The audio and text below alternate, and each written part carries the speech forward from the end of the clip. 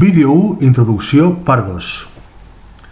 Anem ara a seleccionar la icona punt, aquí la tenim, que permetrà representar punts a la vista gràfica. Per exemple, tinc el punt A. Aquest punt A té de coordenades x igual a 5, y igual a 6. I també puc comprovar-ho a la vista algebraica. Punt A, 5, 6. Ara un altre punt, per exemple, el punt B. Aquí, per exemple.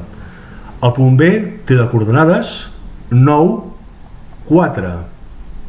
També podem comprovar a la vista algebraica. Ara vaig a dibuixar una recta que passa per aquests punts. Per fer això, el que he de fer serà activar la icona recta. Aquí la tenim.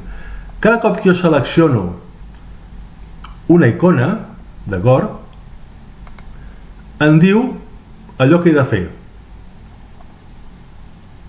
Si vull dibuixar una recta i selecciono la icona recta, em diu que he d'escollir dos punts. Ja tinc el punt A i el punt B. Per tant, selecciono la icona recta per dibuixar-la, selecciono el punt A i el punt B.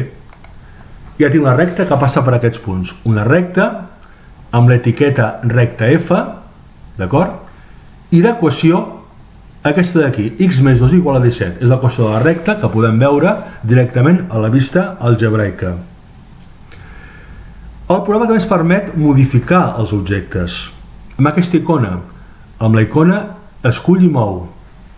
La selecciono, ara selecciono aquest punt i el moc.